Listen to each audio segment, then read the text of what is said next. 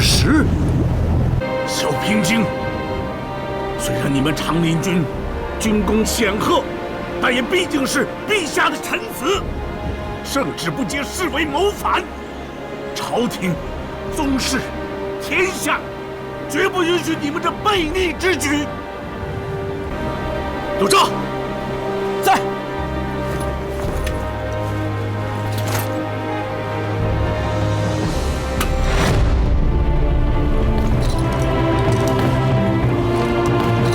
今日长林上下，乃是听我军令行事。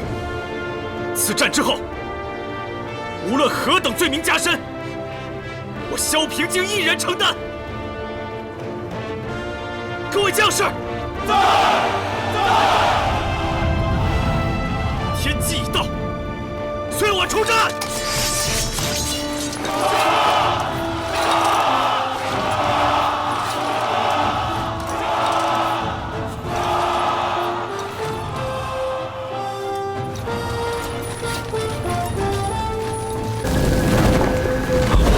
这是怎么回事啊？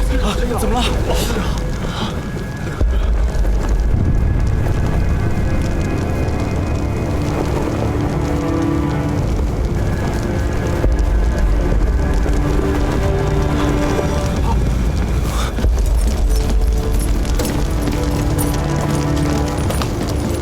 日头呢？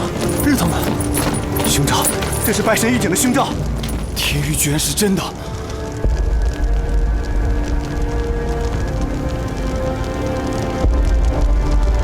不可能，这绝不可能！报！王爷，不好了！王爷，走了。王爷！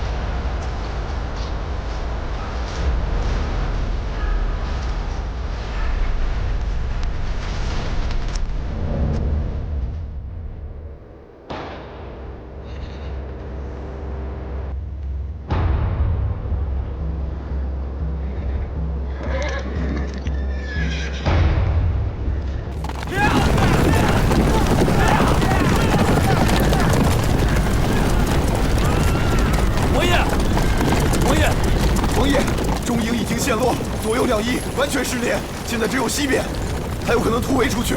还剩多少兵马？大约不到3万。只要王爷把儿郎们带回来，即便败了，我也绝不会落井下石，多说半句不中听的话。收整队伍，突围。是。往西撤！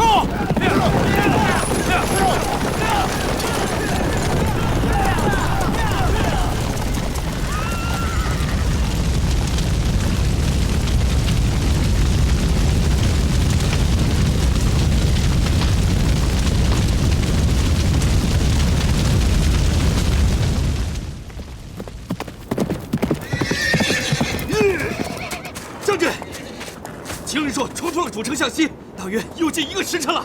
没关系，他越不过西面的飞山营，就只能朝向这里折返。你为什么不主动迎击呢？我们留些时间给这秦灵硕收整残部，岂不是更好？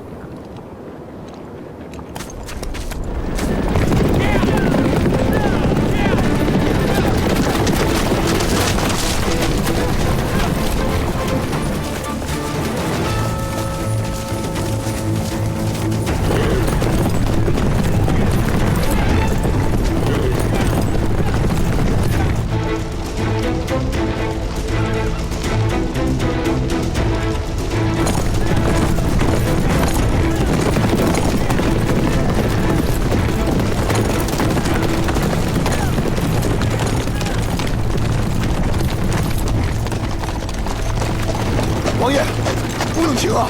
军兵要得很紧。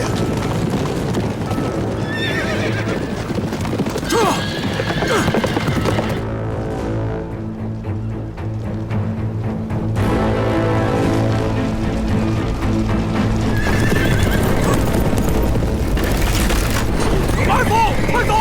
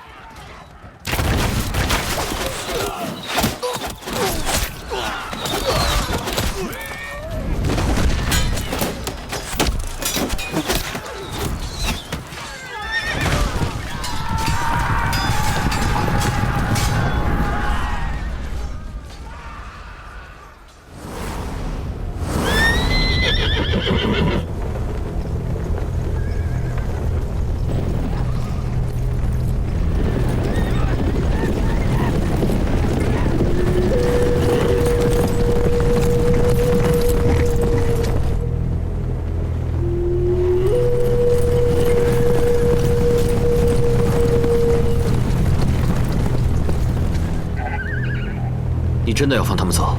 黄守军主力已被斩落，拿不拿秦灵硕这颗人头，对我大梁而言没什么区别。秦灵硕虽然惨败而归，可他毕竟还是大禹的一品亲王，在朝中根基犹存。我可不想把他连根拔除，让他软硬的日子太好过。走，撤，撤！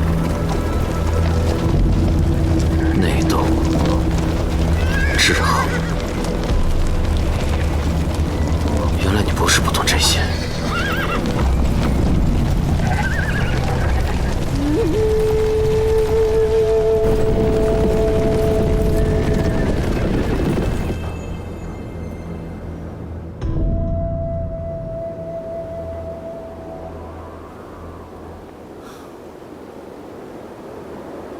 老夫年过半百，自认也是开过眼界的，可是从来就没有见过这白昼如夜，更没有见过像你这样胆大妄为、藐视君威的下臣。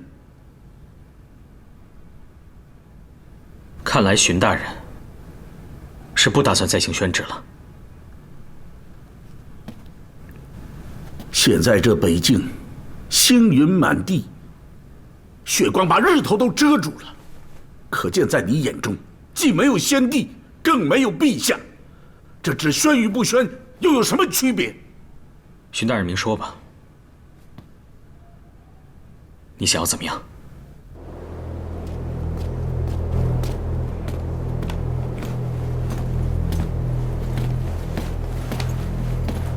里头还没谈完。是，朝堂上的事我不懂，可宁关这一战明明是事出有因，我想将军这一次，应该不会有什么大麻烦吧？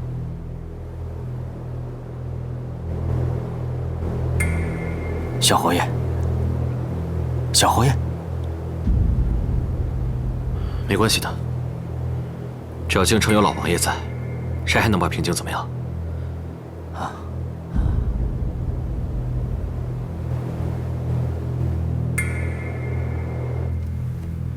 大梁自有大梁的法律，一条一条朝朝在目。怀化将军所犯罪名，朝廷该怎么处置就怎么处置，并非我想要怎样。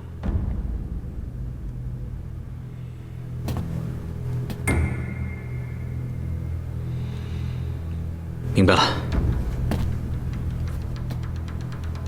你想要我回京受审？长陵二公子身份尊贵，老夫自然是无权所拿。那你是自己回京呢，还是带老夫回京再请谕旨？为陛下将来计，这件事情终究要有个了断，不用麻烦荀大人来回奔波。等我处理好军中之事，我自己回去。不是老夫不愿意相信将军的承诺，即便要等，也得给个大约的时日吧。1个月。好，就等你1个月。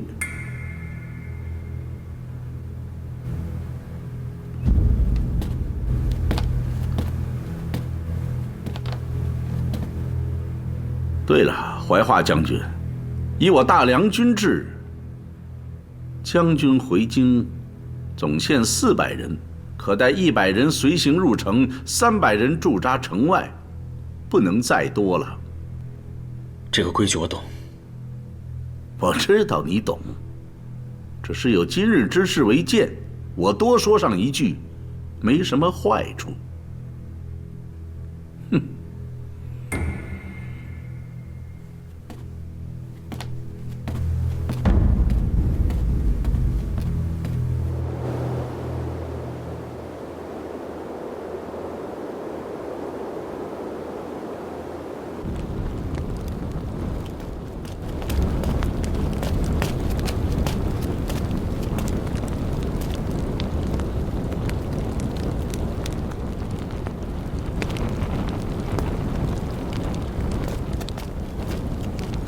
姑娘，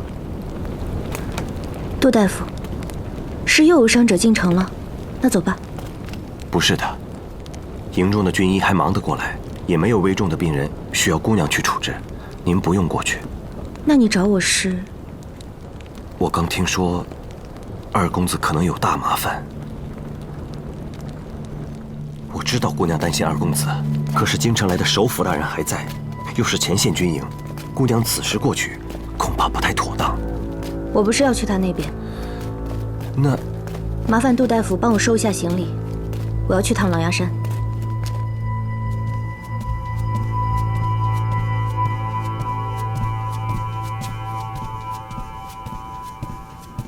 老王爷，该吃药了。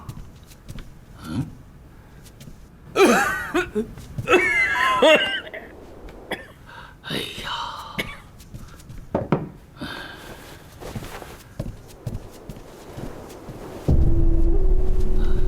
老王爷，您怎么跑出来了？有今日的军报吗？这朔日刚过，不管结果如何，这消息总得要传报几日。老王爷，等您的病一好，这军报也就入京了。走吧，回去，咱趁热把药喝了啊。是啊。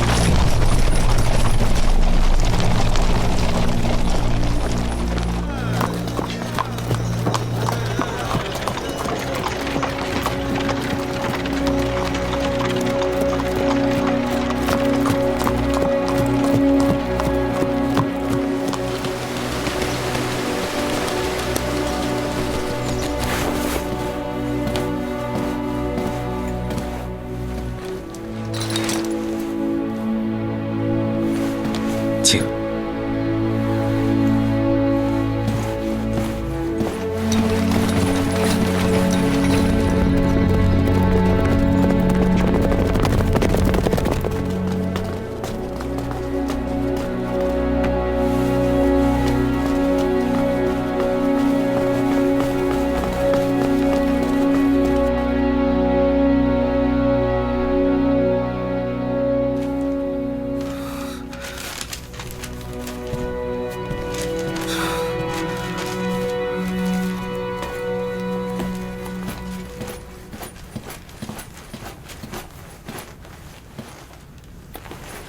参见陛下，已是未时，臣特来护送陛下上朝。上朝？朕不去了。上不上朝有意义吗？说来说去，还不都是同一件事吗？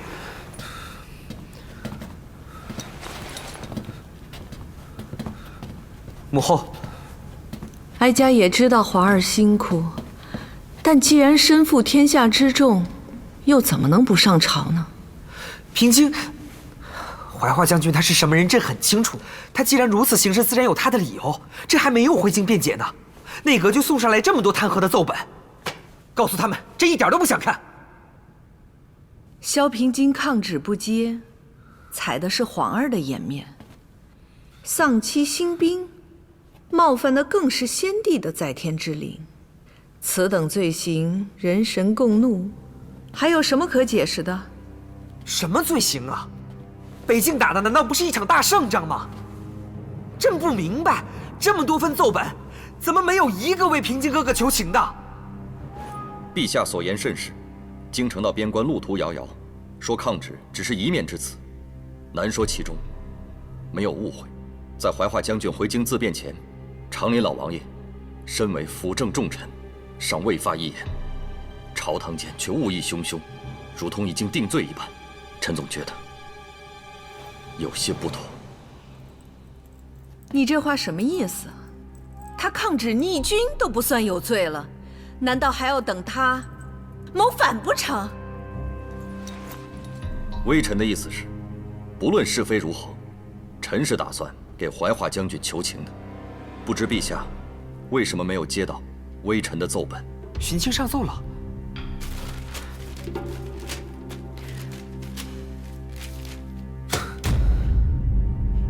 荀飞展，你别忘了自己的宗族姓氏。你到底是皇上的臣属，还是他长陵王府的家奴？母后。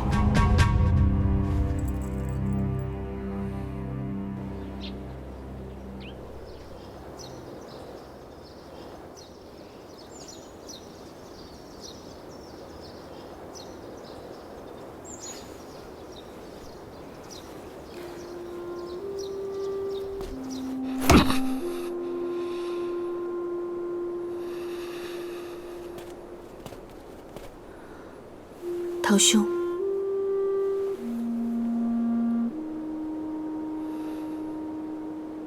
太后已困于心魔，无法自拔。我相信终有一日，她会后悔。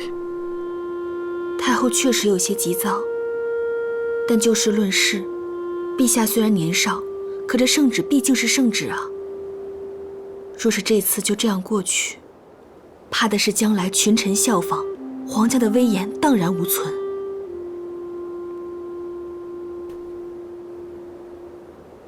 据安儿在娘娘身边得知，自上次北境传来异报后，许多朝臣惊骇激愤，也并不都是假的。可这一步，究竟又是谁逼的？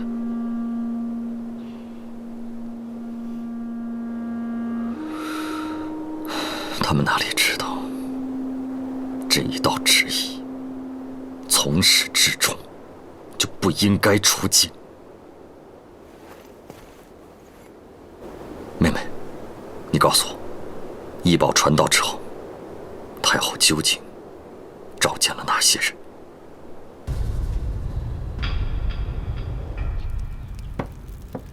北境之事，我已经知道了。姑娘匆匆赶来，有什么要问的？老阁主能断天下疑难，请问平津当前困局，有何破解之法？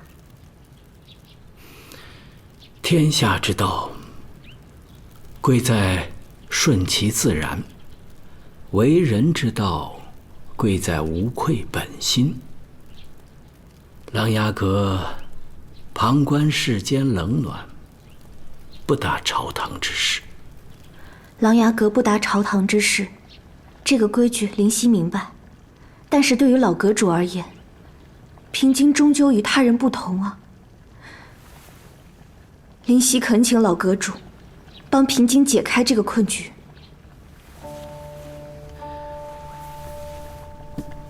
是啊，这孩子自然与他人不同。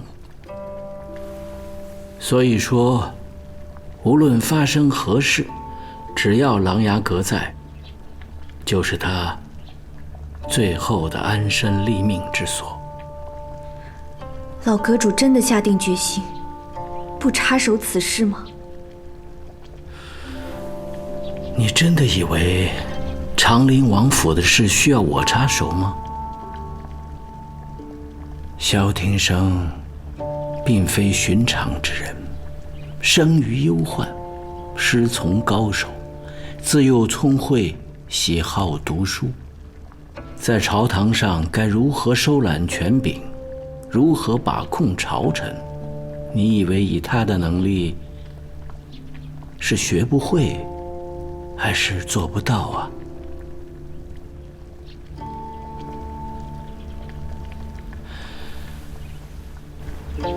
志不在此，非不能也。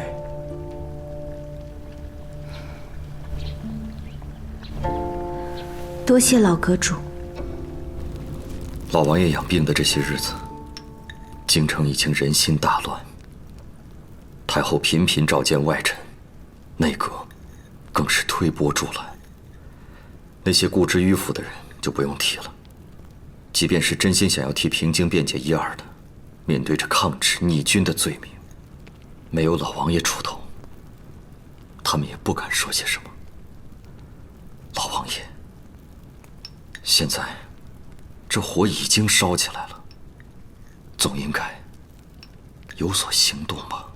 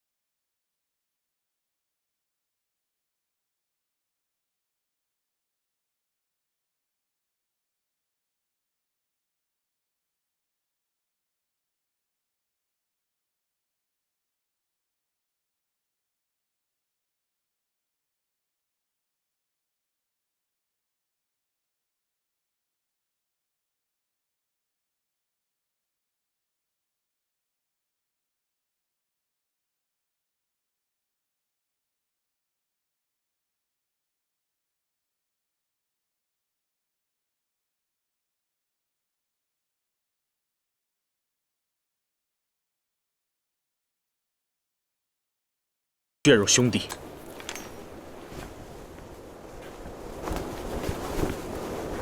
无论将来这城楼上的旗号怎么变换，各位守土将士，永远是我大梁北境的长城。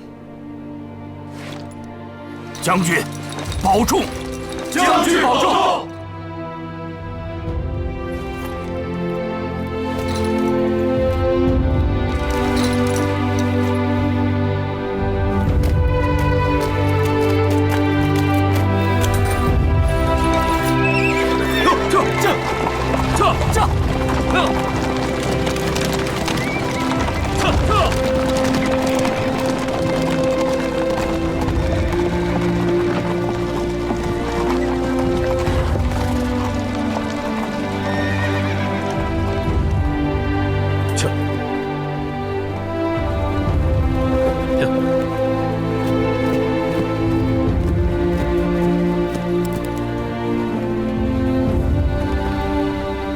没事。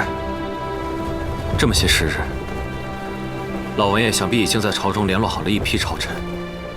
这个朝堂，终究还是实力说了算。父王不会这么做的。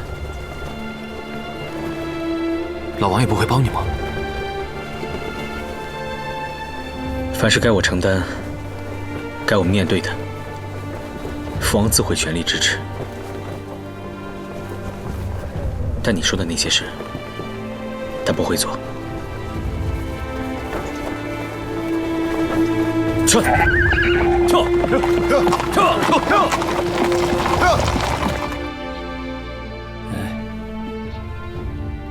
请起吧。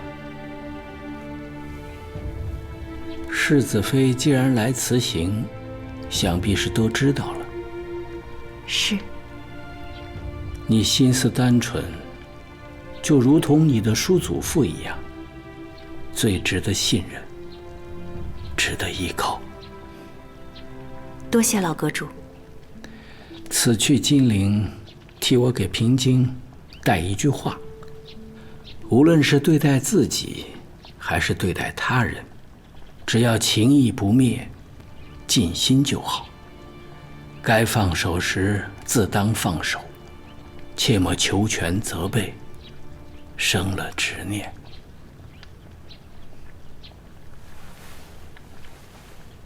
晚辈谨记。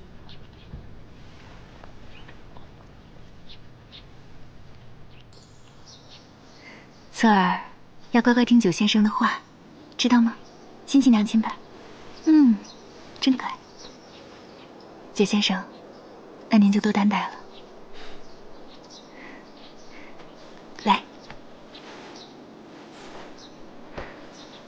世子妃不必客气，山间清寂，有个孩子在，添了多少乐趣。那娘亲走了。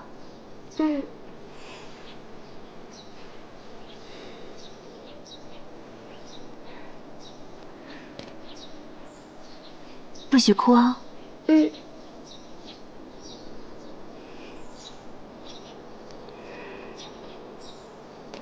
走吧。不许哭哦。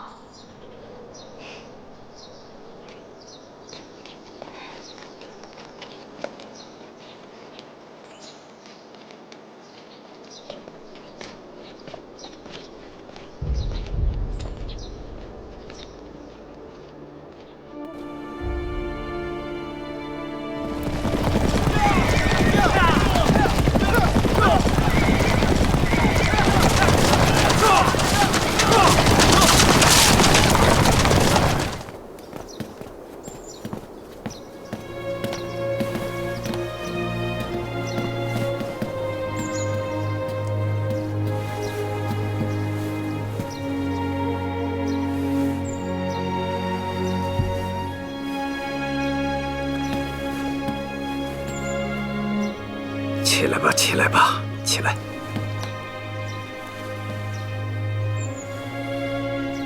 侧儿还好吧？放心吧，把他交给令九了。真是难为你了。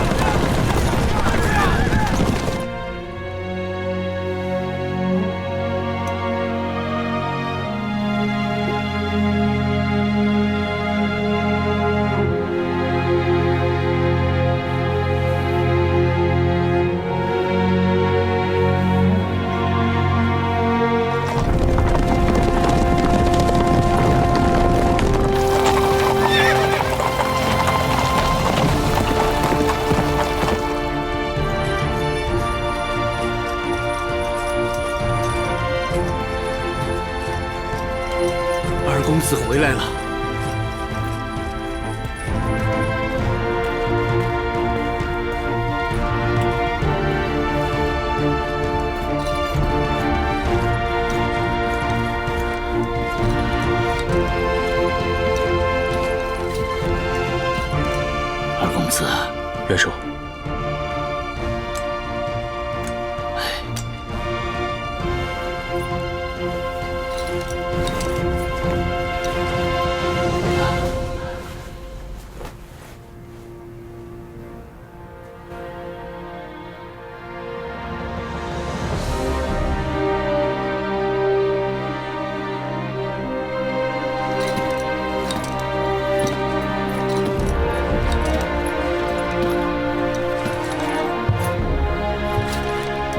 孩儿平京，参见父王。起来吧，孩子。是。宁官大捷，将20万皇属主力斩于马下，这是为父和你兄长想做而没能做成的事情。父兄以你为傲，若是先帝还在，也当以你为傲。父王，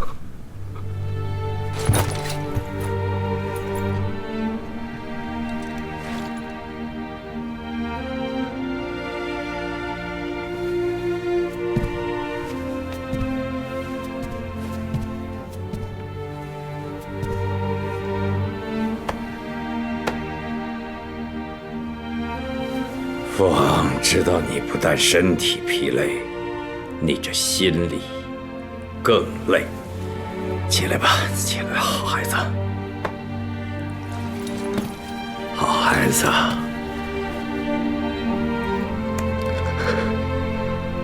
先不要急着上朝，在家里多养几日，啊？是。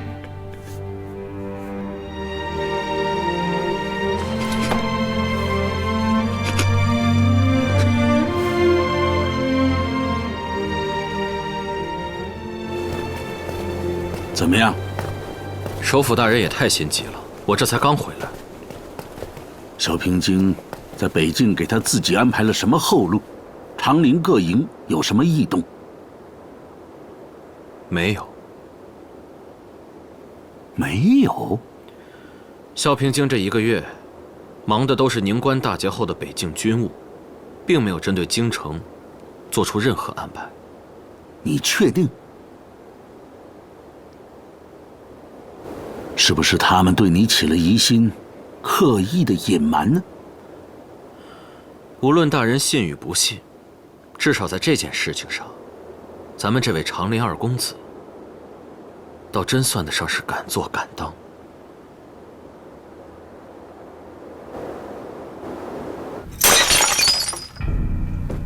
说什么敢做敢当？他分明就是嚣张跋扈。就算长林世子在世，他也不敢在这样的罪名面前丝毫不露惶恐之色吧？哼，他是不是真的以为只要有王府的庇护，咱们就奈何不得他？你倒是说话呀！萧平京此次进京，只带了100轻兵，王府建制也不过2000府兵而已，你还在这顾虑什么？哼！难不成真的要等他在府里歇息几日，高兴了挑个黄道吉日上朝受审？陛下的颜面还要不要了？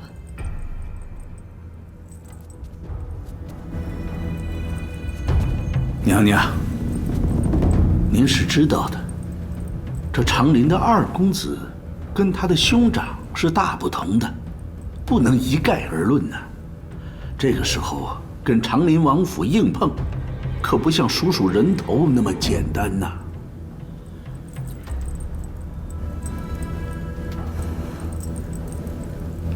不过呢，娘娘有一点说的是对的，就是如何给萧平京定罪。现在朝野上下都在观望，至少在气势上，绝不能由着老王爷的来。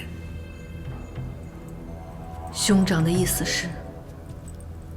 萧平京是戴罪之身，所以不能让他在王府里安居。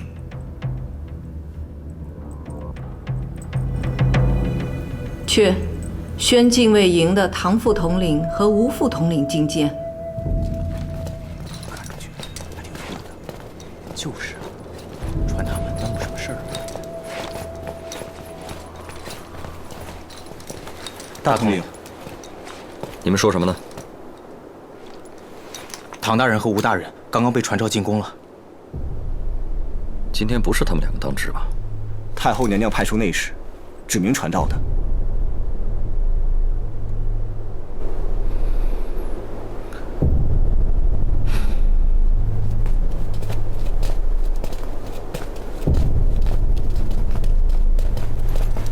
稀客，稀客呀！孙统领先不必客气，我此来巡防营是有公事。内阁有令。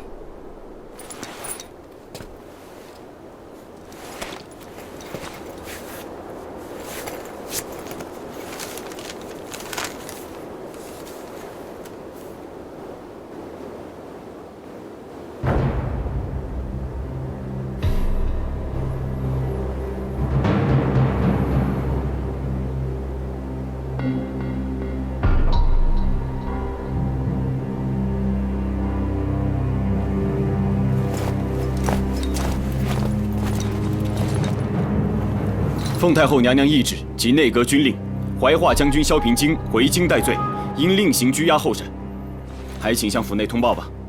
你等着。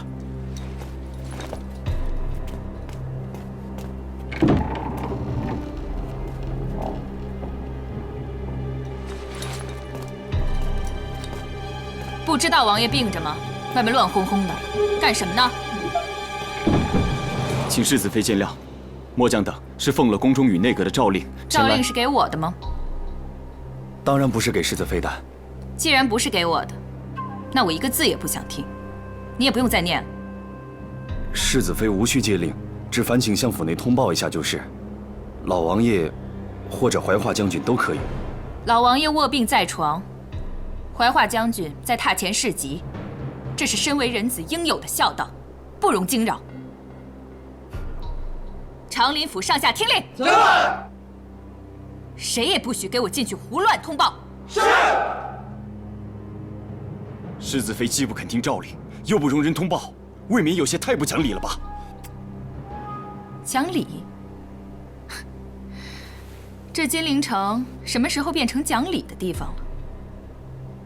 论理，这诏令不是给我的，我一个字也不用听。这长林府上下，自打我进门起，我就有权管束。怎么，你个外人还有异议不成啊？世子妃实在是欺人太甚，如果再胡搅蛮缠，休怪末将不客气。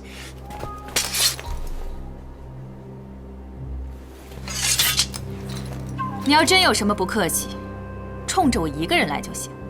我今天还把话放着，这长林府有一个人出手相帮，就算我欺负你。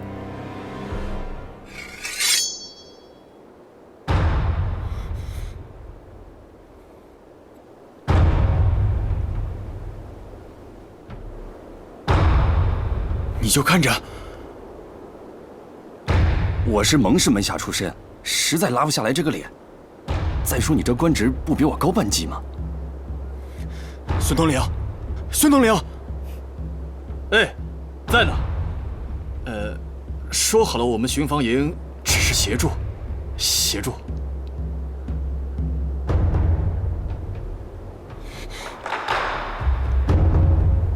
首辅大人。世子妃不容通报，我等也不能强行攻入亲王府邸啊！你的手里不是拿着太后的诏令吗？大人，世子妃说这诏令不是给她的，她不让我们念呢。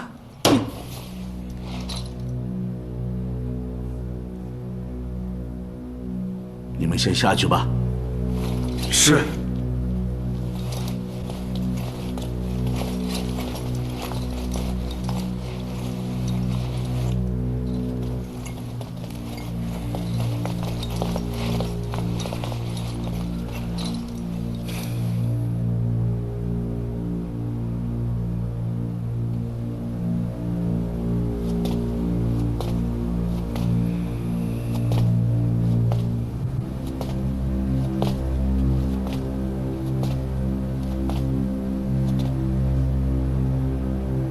飞展，情势已经到了这一步了，你怎么还认为是叔父的错呢？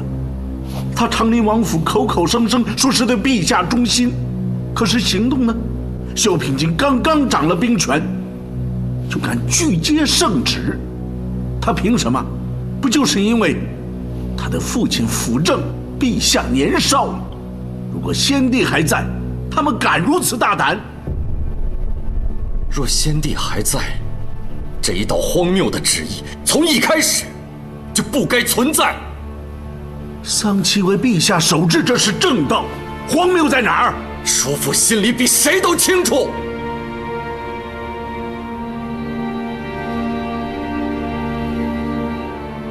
你这话是什么意思啊？叔父，我们现在在争论这些，已经没有任何意义了。无论背后怎么样，在众人看来，当时那道旨意确实在你的手上，平京拒不领受，损伤的是陛下的权威。旨意中又把先帝丧妻扯了进来，赌的更是陛下身为人子的一个孝字。叔父口口声声说为主君的将来着想，但叔父想过没有？一旦你不能如愿，损伤的还是陛下的名声和利益呀！太后素来目光短浅，她看不明白你内心里最大的筹码。那筹码不是挂在你嘴上的大义名分，也不是你拉拢到的那些朝臣。其实叔父，你心里比谁都清楚，平京自愿回京受审，为了维护的不是别人，而是陛下的颜面。我说的没错吧？是又怎么样？所以你不遗余力地压制长林王府，为了防止权臣势大功高震主，为了这一个目的，你最终赌的却又是萧平京效忠于陛下的忠心，你这不是自相矛盾吗？飞展，难道你还不明白吗？人心是会变的。先帝刚刚去世，长林王府还来不及有别的心思。那么以后呢？等他习惯了把握重权，习惯了不受别的约束，谁还甘心俯首称臣？谁还愿意回到过去？所以，长林之罪，罪在将来。未雨绸缪，总好过追悔莫及。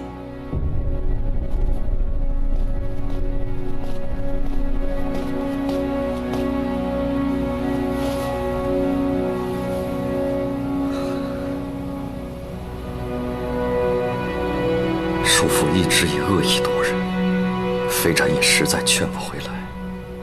平京既然已经回京，就代表着他不想逃避。叔父为何又派人上门步步紧逼，最后再落个自取其辱呢？好，我等着。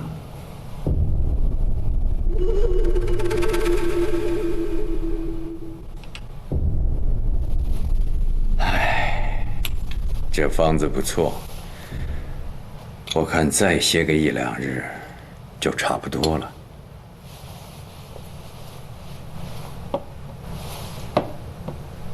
父王不用陪我上朝，你安心养病就是，我自己能应付。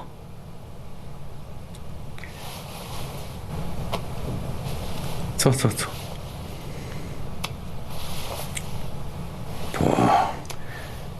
有些个事情是要做给天下人看的。你的脾性从小我就了解，你心里做了哪些准备，我都知道。你我父子一场，能走到今天，也算是求人得人，不必觉得委屈。是。这陛下年幼，心性不稳，容易受人左右。为了他以后好，这心里有话必须得给他当面说清楚。在这种时候，为父我自然应该站在你的身边。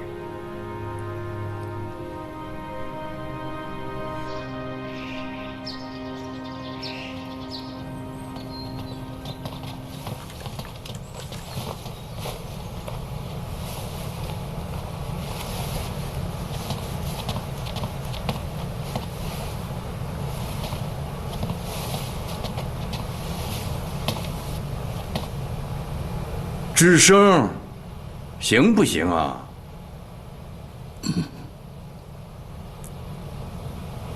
从来没有这么好过。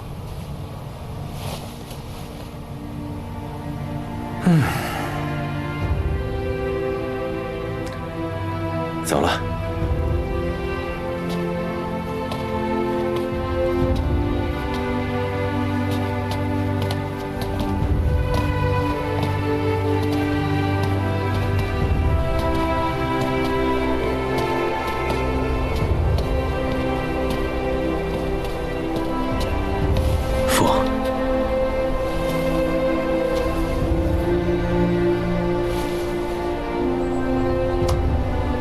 走，上朝。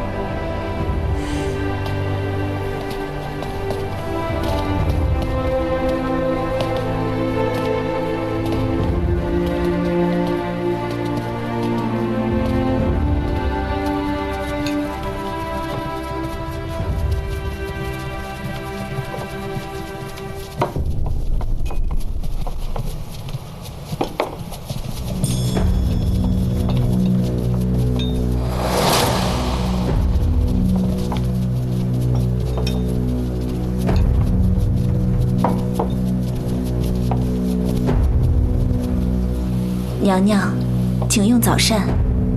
陛下怎么样？陛下已经起身梳洗完毕，待用过早膳更衣后，便起驾去上朝听审。今日不同平日，朝阳殿的动静一定替哀家盯紧了。是。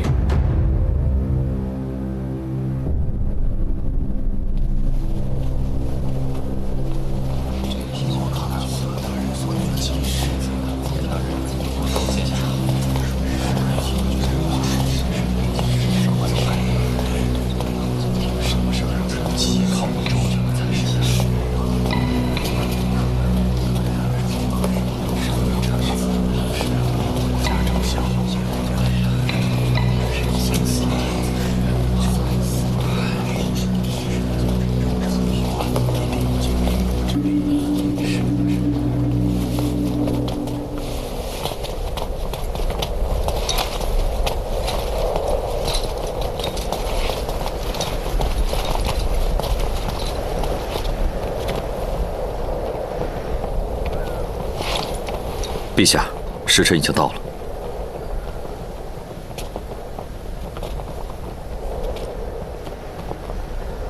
朕一直希望和黄伯父还有平清哥哥的关系能够和以前一样没有变化，但与此同时，朕又不希望他们一直拿朕当个孩子。朕已经长大了。朕和先帝一样，也是大梁朝堂的主君。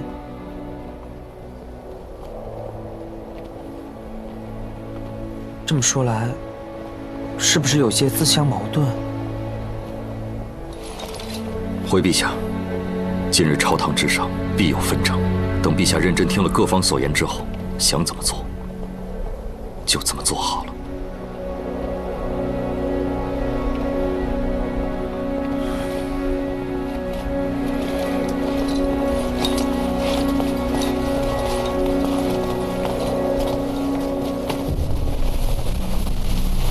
陛下起驾！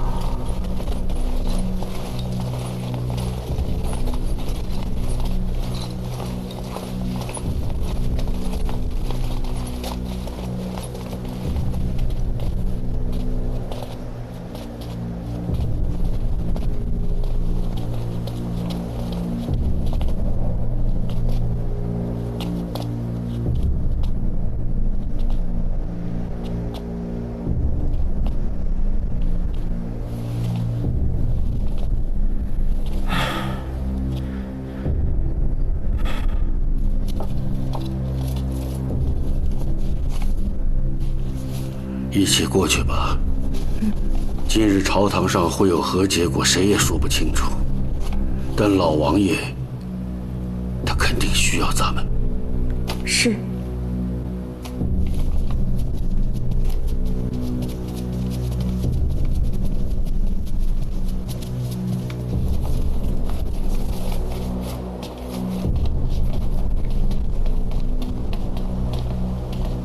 臣等参见陛下。众爱卿平身，长陵王请坐。谢陛下。谢陛下。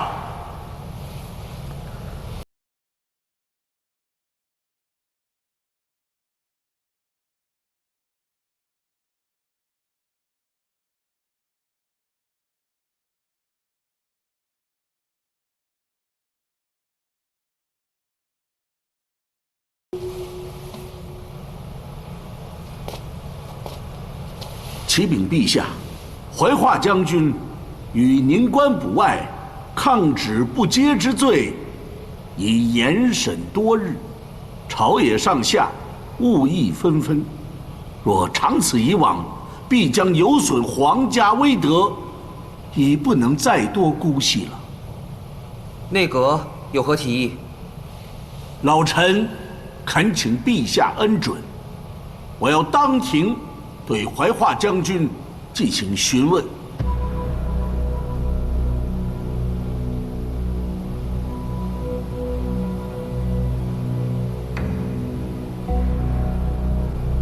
好，准徐首辅代朕问话。谢陛下。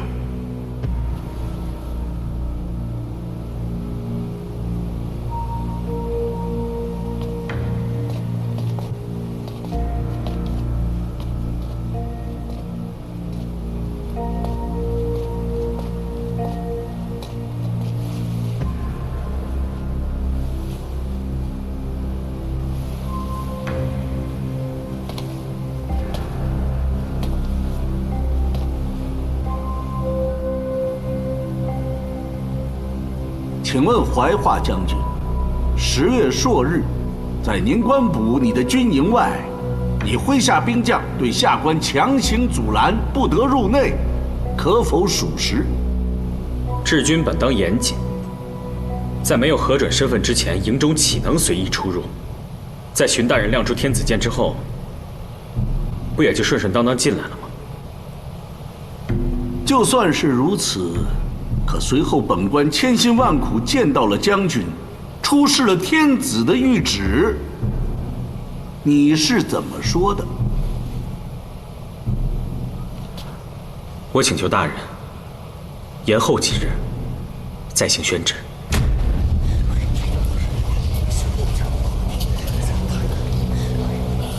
君臣乃三纲之首，圣旨面前，你凭什么要求延旨？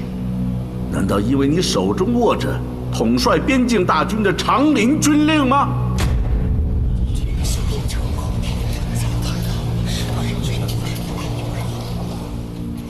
现在拿去监上，等王爷下朝刚好服用。是。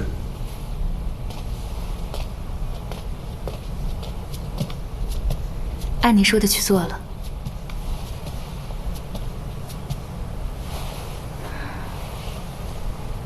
你和平清一向没怎么说话吗？回京之后，他的烦心事也多，我也一直有意躲着他。你们见面本来就少，为什么还要躲着呢？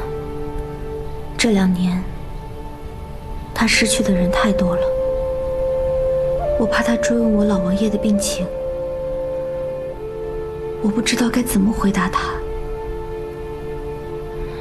你的意思是，父王他……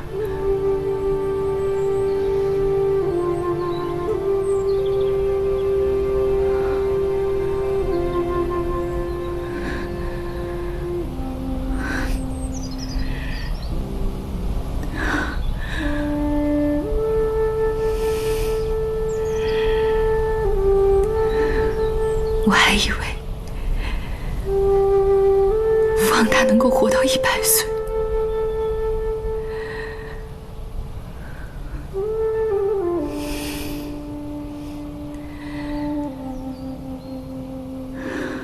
群大人，要抗击黄蜀军主力南下，需要调动多少兵力，耗费多少军资，你心里可曾有数？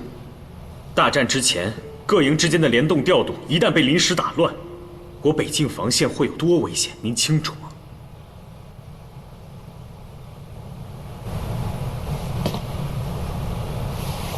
臣相信陛下，如果陛下事先知道，一定不会颁下那道旨意，是不是？朕的确是不大知道。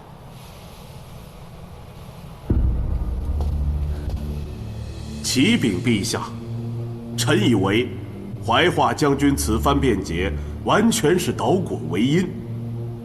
将军大人，据下官所知，敌军主力南下，难道不是你特意安排、故意放进来的吗？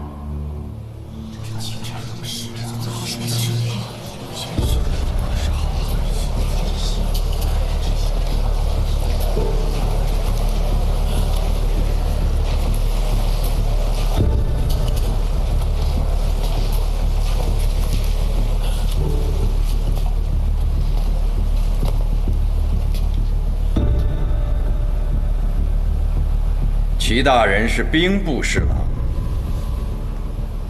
晋尚书，老王爷，本王想知道刚才那句话，是你们兵部的结论吗？兵部未曾就宁关之战有过合议，这应该是齐侍郎自己的见解吧？齐大人这是想推翻巡守府原定的罪名，指控怀化将军叛国了。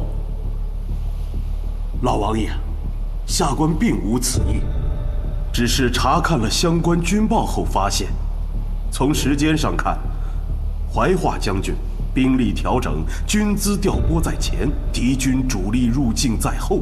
战事之初，长林军分明可以在莫山以南连营截击黄蜀军，却偏偏要诱敌南下，直入宁州，事先还特意撤空了好几座边城的军民。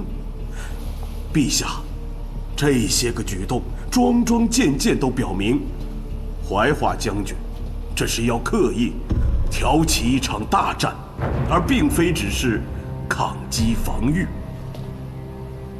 原来在你齐大人眼里，我边境作战没有谋略，没有任何兵法，双方只能紧守着一条线，面对面互相乱砍，是不是？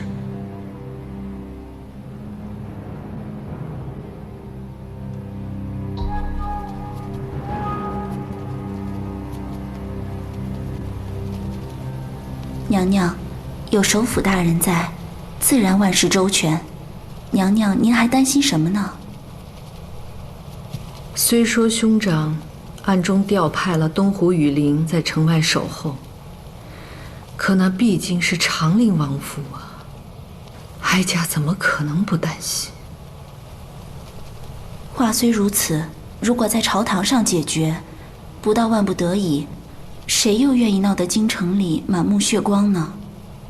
若论兵力，调来的东湖羽林比长陵亲卫多出3、4倍。可兄长也说了，不是数数人头这么简单。奴婢还是觉得娘娘多虑了。娘娘，您想啊，有先帝情分在，还有陛下在朝堂上坐镇，怎么也不会到那一步的。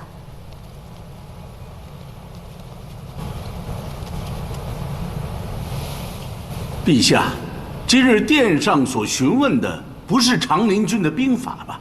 也不是怀化将军如何排兵布阵，我只想问一句话：圣旨当前，怀化将军，你是否明言拒不接旨？是。下官曾经苦苦相劝，小以利害，万不得已才强行宣旨。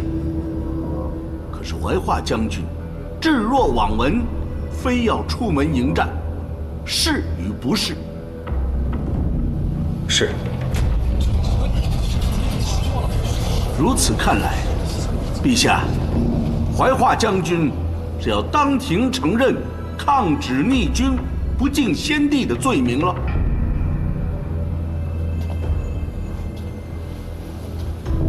旨意上说，陛下梦见了先帝。朕算是吧。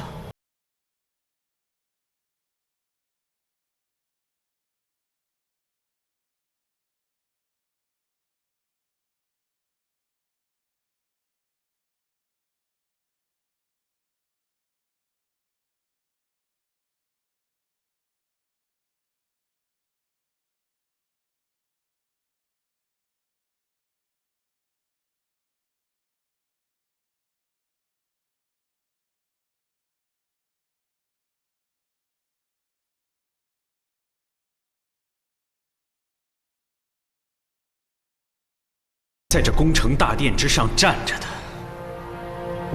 都是云端之人。也许在诸位心中，只要北境防线不破，不会危及帝都，那么敌军主力无论是被歼还是退去，似乎并没有什么区别。但是，在那千里之外，在你们看不到也听不到的地方，那里有几十万的守土将士和边城百姓，难道他们就不是我大梁的子民了吗？难道他们的生死安危就完全不值得一提了吗？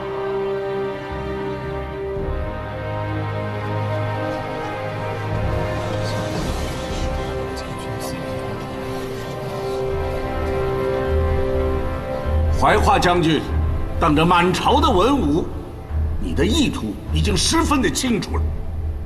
只要陛下的旨意不合你的心意，你就拒不接受。你这不是忠良，你这是狂妄。如果一切都按照你的对错为对错，按照你的是非为是非，那谁是天下之主？陛下年少，掌朝的时间要很长。如果陛下的旨意不合你的心意，难道你还要把陛下罢黜了不成？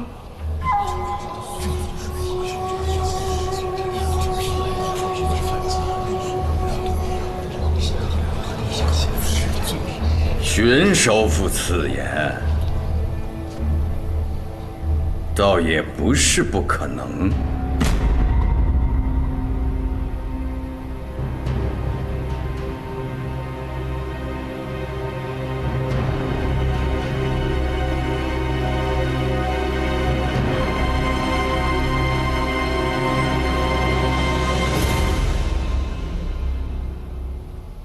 你说老王爷放言要废了陛下？是啊，老王爷那句话一出口，满殿的人都给吓呆了。娘娘，然后呢？奴婢听着话音不对，就赶紧过来给娘娘报信。这后头奴婢也不知道了。还蠢货，还不继续去探听？是。哎呀，别磕了，别磕了，快去啊！娘娘，娘娘。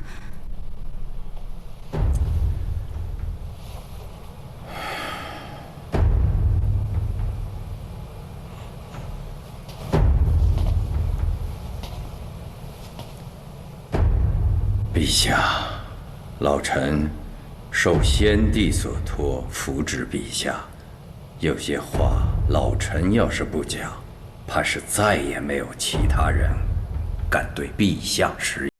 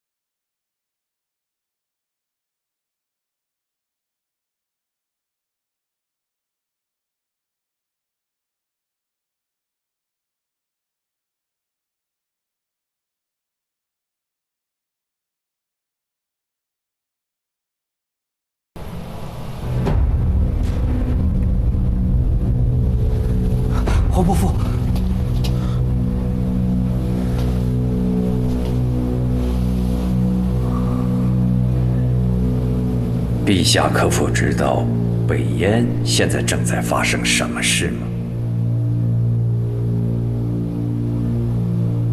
听说要改换江山了。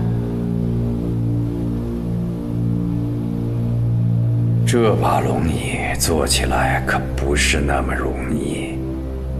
自古以来，并没有什么千秋万代一成不变，所以为君者要想到将来，就要时时心怀忧惧。老臣希望陛下明白，越是心怀忧惧，越要胸怀万民。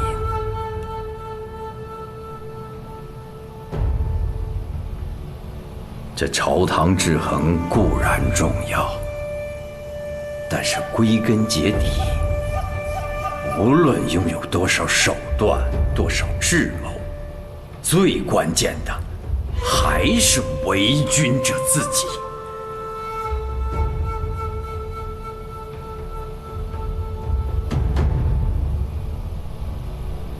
你必须要坐得稳，镇得住。父王，皇伯父，老王爷，王爷，坐，快传太医。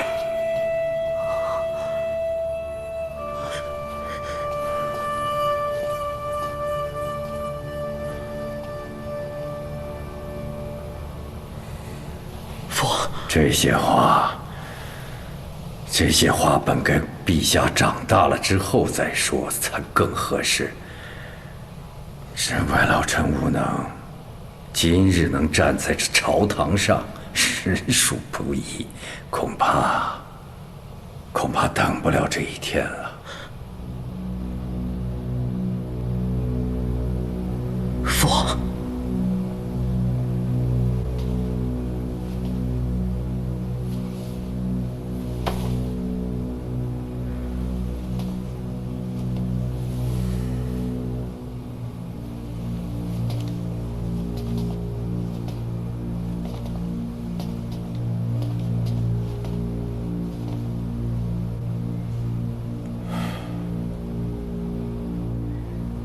身为长林主帅，宁关之战，并非怀化将军一人所为。从事情的筹措，本王已然全程了解。至于结果，诸多波折，诸位大人想必已经全听清楚了。事实和结果都摆在那里。无需平津再多辩白。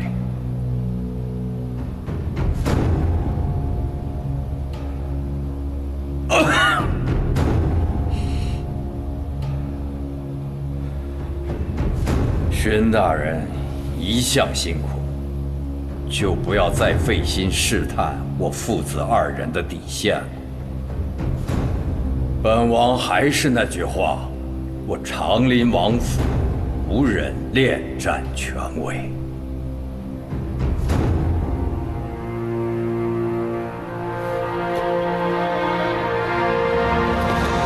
父王，老王爷，父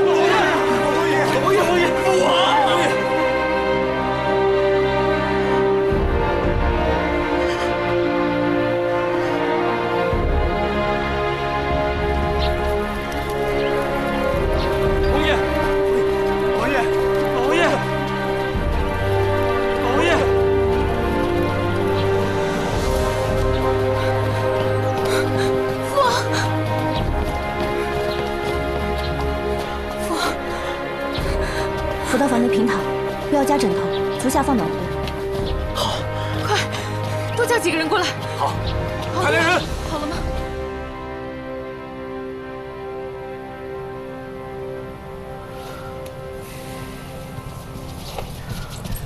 皇儿，你不能。母后，别说了，什么都别说了。高福，朕的太医呢？真的太医都去了吗？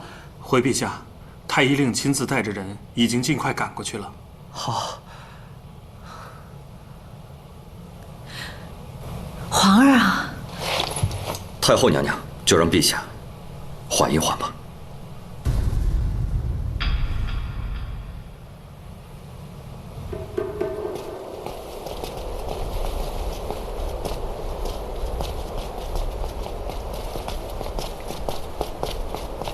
老爷，你马上赶到长林王府，不要惊动任何人，你就守在门口。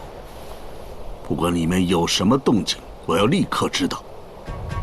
是，老爷。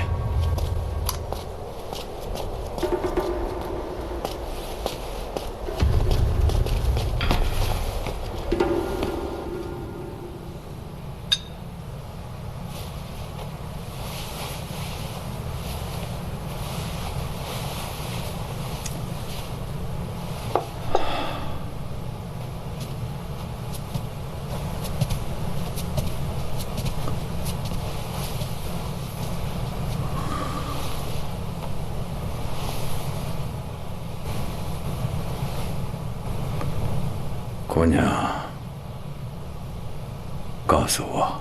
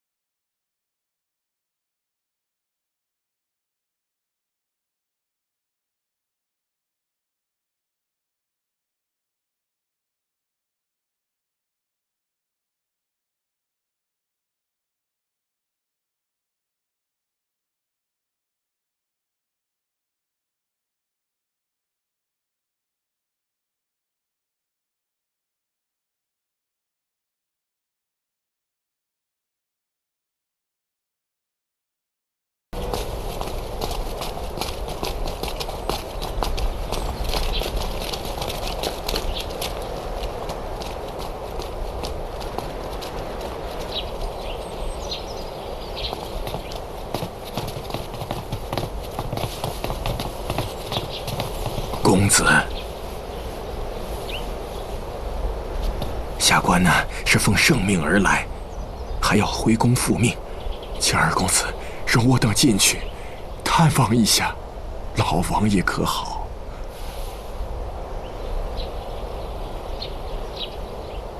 唐大人，李老堂主已经在里面，你也请吧。好。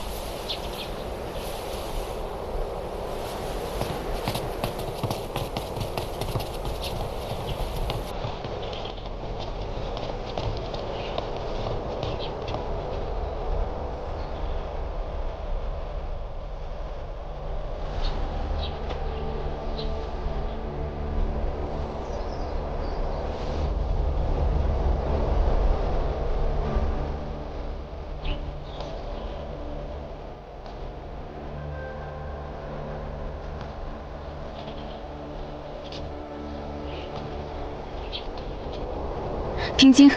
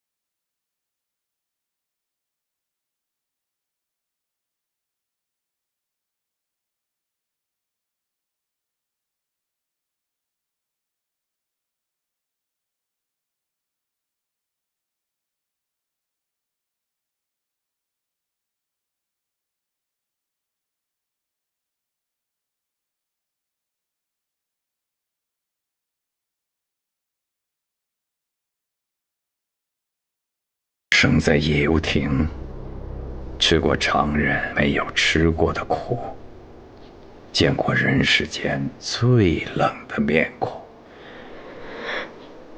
但此生有3件事，可谓至幸。其一，得遇仙师指导，去除了我心中的怨愤。其二，蒙先皇恩养，力量待明君，从来未曾被人猜忌过。这其三，家中和睦，膝下有平章和你这样的好孩子。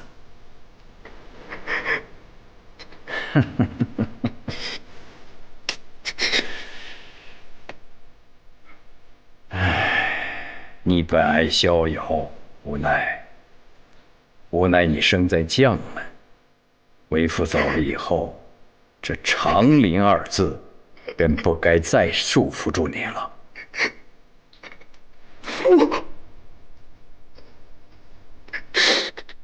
平静，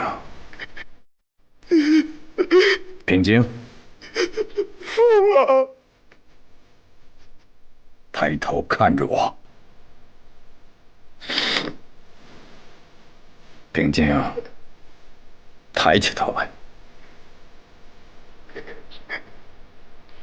你该做的都已经做了，从今往后，护持长嫂幼稚，不必执念。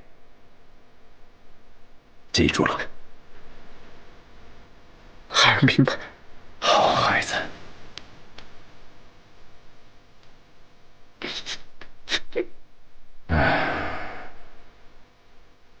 为父的葬礼，你应该记得吧？孩儿记得。说说。衣冠，葬王陵，衣椁，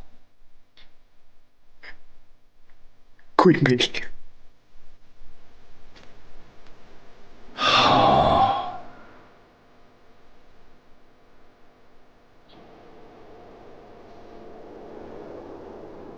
你听，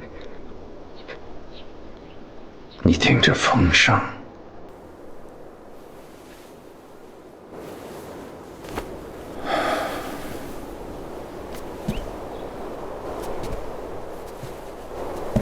你听着风声，北京已经下了好几场雪了吧？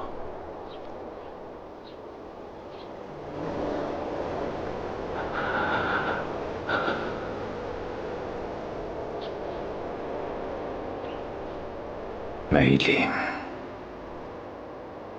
梅岭，你叫什么名字？听生，多大？11岁。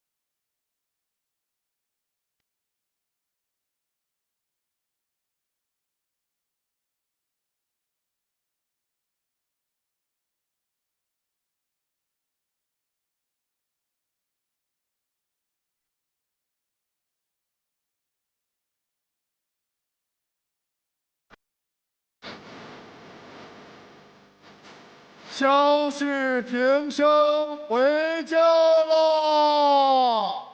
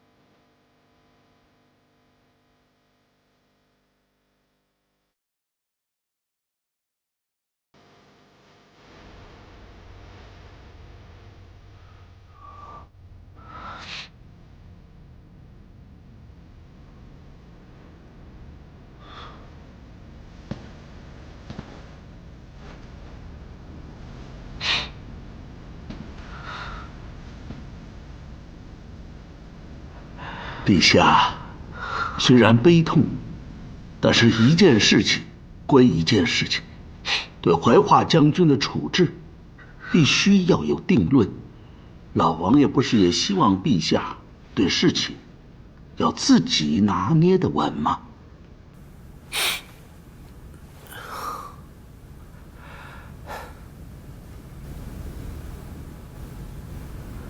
朕决定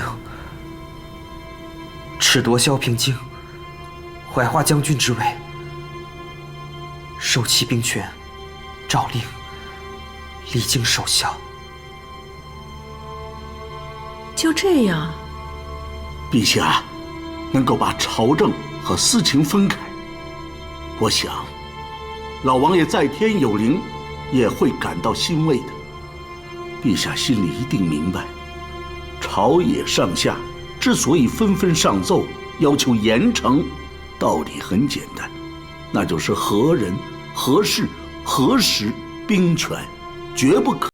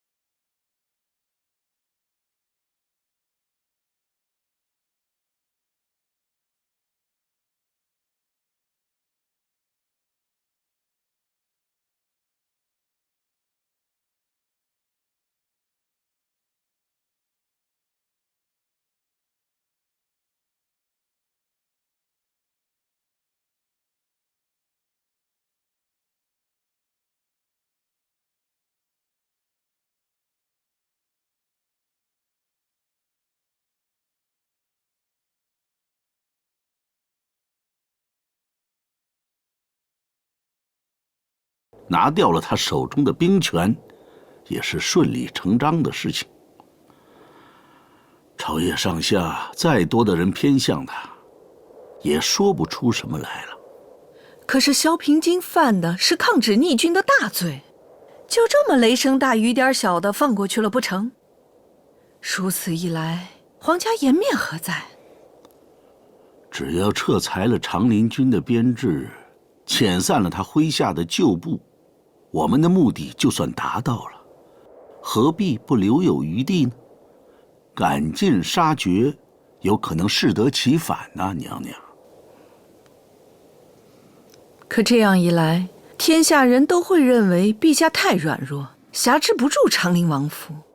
哀家可听说，军中之人最容易只认主帅，不认主君。若是因此愈加骄横，兄长还如何另立北境旗号？娘娘，人心是可以操控的，民间也好，军中也罢，天下人所知道的事情，不就是我们告诉给他们的吗？这件事情，不管旧理如何，表面上只能有一种说法，那就是老王爷薨毙，陛下特赦怀化将军的罪行，这样就会让人觉得皇家恩宽，小人也不必多言。若是兄长觉得合适，那就这么办吧。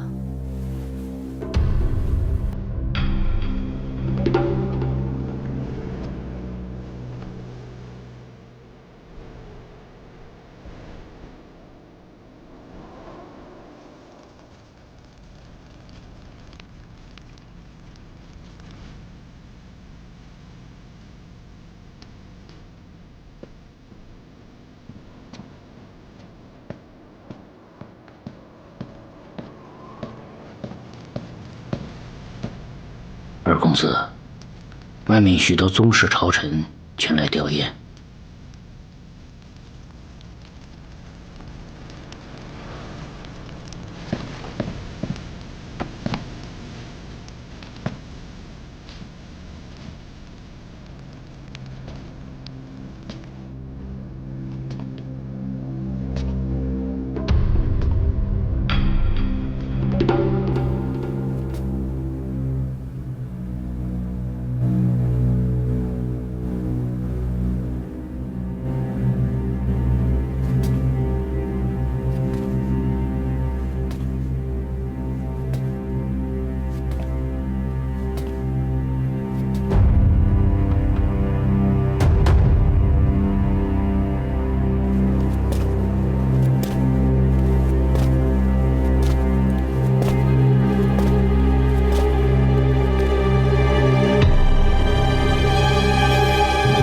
小舅来了。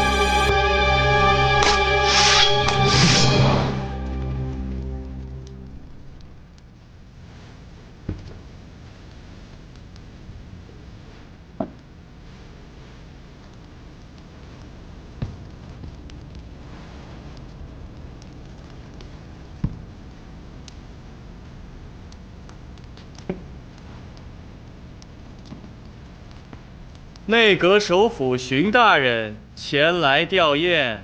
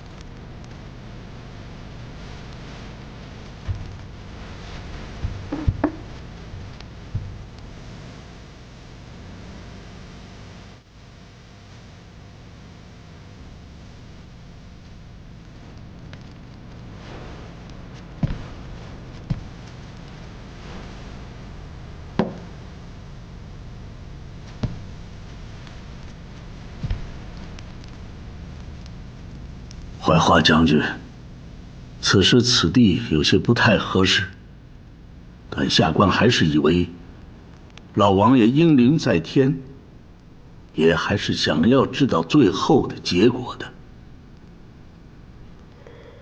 你说吧。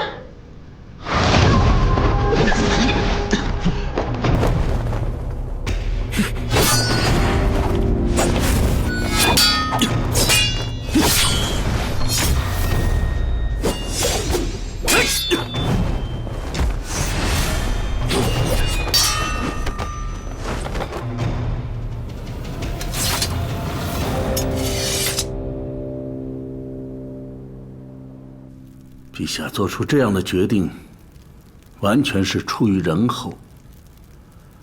想到将军父孝在身，所以有些罪名他也不想加重了。至于解除长林军的编制，完全是出于日后朝廷方便掌握军务而已。既然一些事情已经发生了，那么对天下就应该有个交代。老夫以为这样最好，双方各退一步，一不起波澜，二不见血光，对陛下最为有利。将军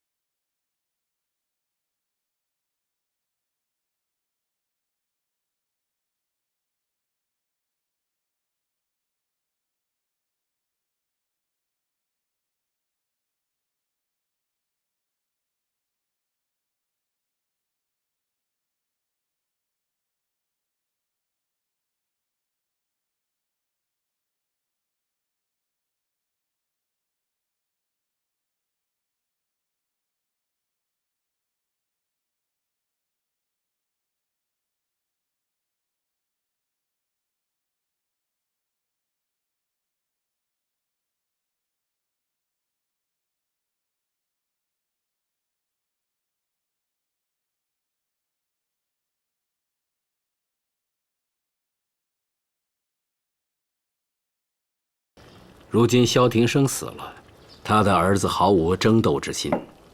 如若长陵王府退出金陵朝局，你对寻白水的用处就不大了。萧元石尚未长成，如今你的头上再也没有长陵王府的人压着，正是大展身手、一飞冲天的好机会，不是吗？表舅千里迢迢来到金陵，想必是有什么建议。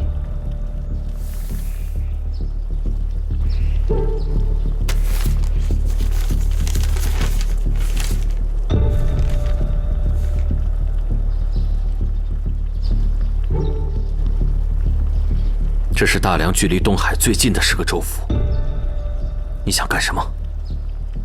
我需要大梁东晋10个州府的边防细节，例如城防图、兵力配置、将领的情况，以及后援补给，总之，所有的细节。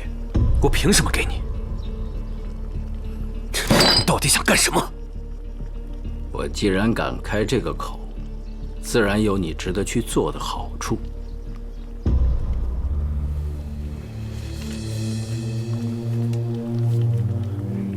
我不明白。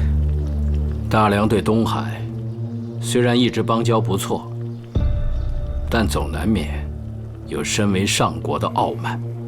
既然遇到了难得的机会，大禹可以动手，东海为何不行？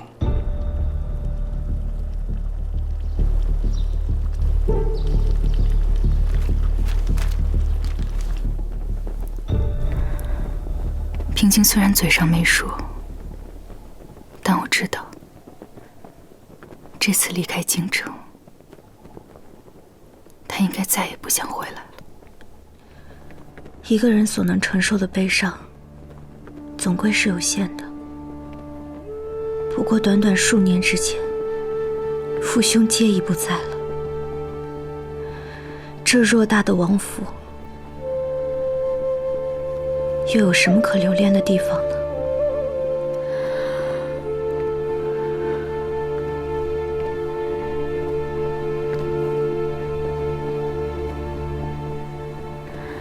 林夕妹妹，你去陪陪她吧。她现在这样一个人憋着，什么也不说，总是不行的。父王不在了，平常也走了，也许只有你能让他说出一些心里话。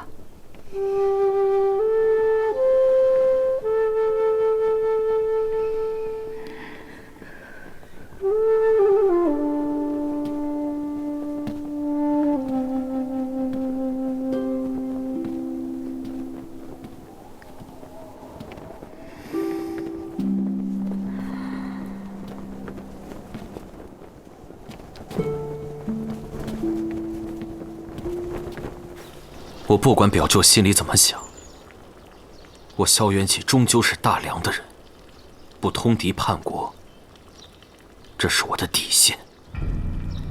你为什么不等我把话全部说完，然后再设置你自己的底线？换句话说，你是真的不想听，还是怕有所动摇不敢听呢？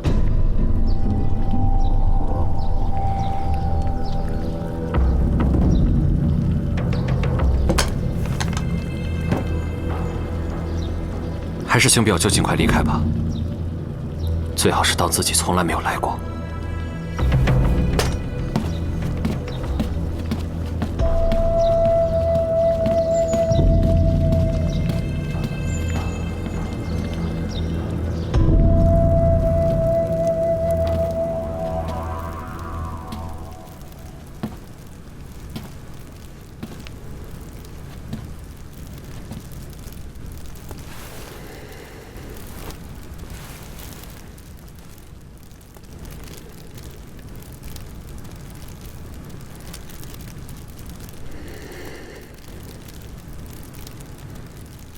对不起。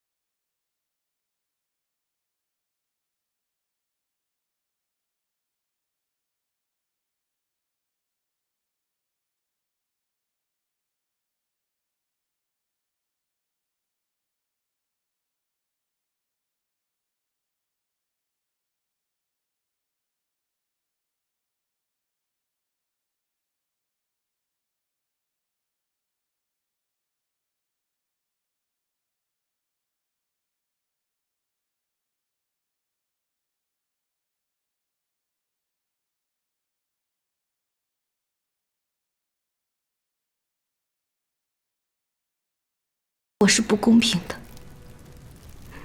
可是心头的怒火就是不肯平息，是吗？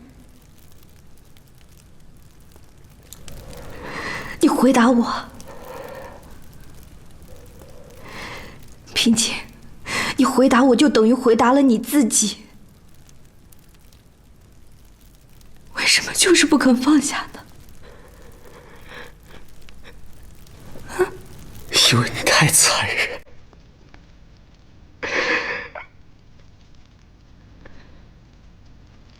你做的事对我太残忍了。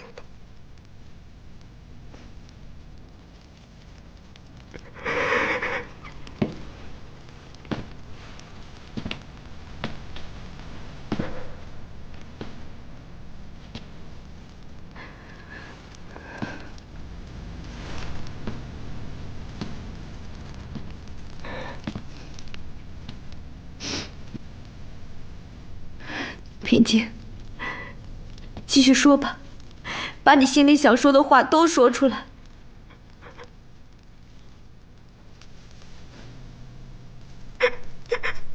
大哥明明知道，他比我更值得活下去。无论是对长烈王府，还是父王和大嫂，如果今天是大哥在的话，父王绝对不会这么快就走。北京、京城，一切的一切会比现在更好。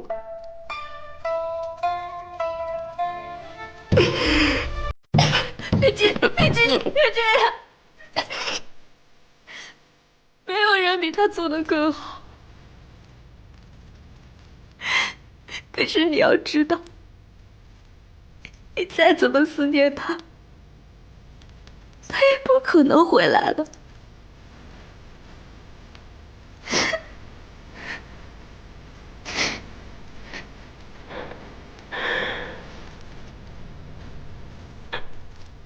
我一直都不相信，那是大哥做的决定。他那么聪明，那么周全的人，为什么会做这么蠢的决定？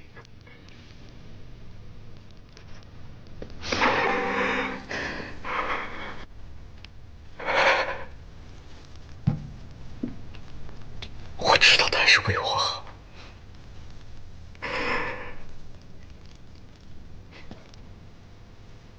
但林夕，再认真的想一想，是我的不能的冲动。如果不是你帮了他，品清，那是你大哥做的决定，他没有遗憾，直至今天，你都没有让他失望过，包括老王爷，包括蒙姐姐，包括北京的万千军民。品清，放下吧，放下吧，放下吧，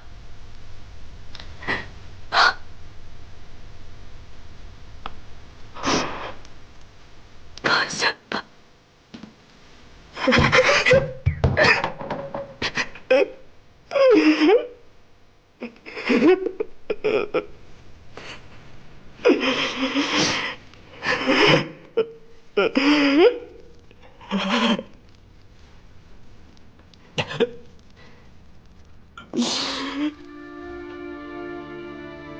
陛下出宫吊唁，走了有大半日了吧？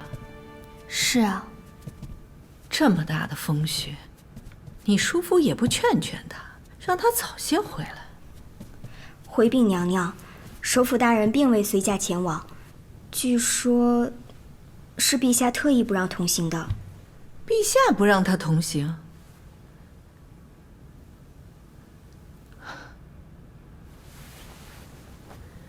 这个孩子，总有一天他会明白，谁才是全心全意效忠于他的。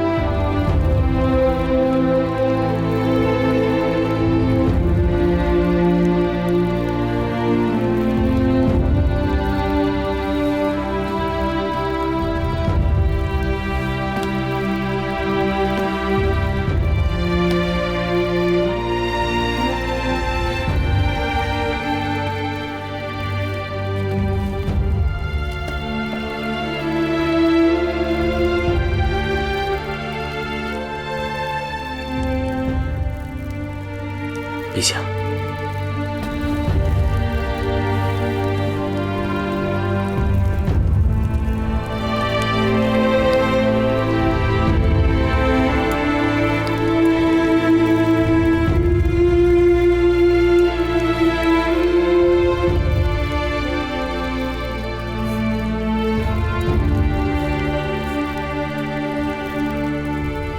平静哥哥，你心里一直在怪我，对不对？臣虽散漫，也知朝廷自有法则。事情可以不用走到这一步的。如果真当时……陛下，臣在今日刚刚明白了一个道理：这世上发生的所有事，有一些是可以挽回的，但另一些，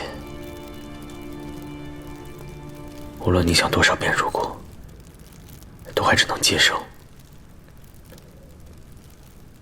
臣甘愿领旨受罚，请陛下收回军令。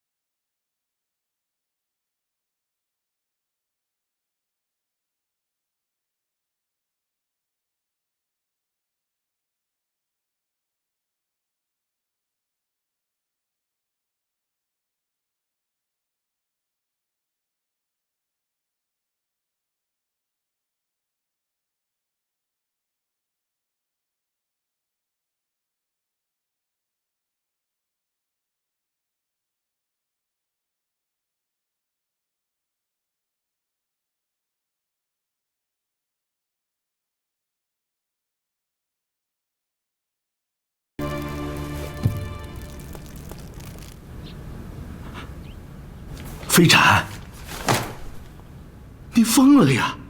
叔父，宫城安防和交接的事务我已经一一安排好了，叔父放心，不会有任何差池。飞展呐，太后娘娘行事确实有些急躁，可是她的心里跟叔父一样，她心里清楚着呢。这座皇。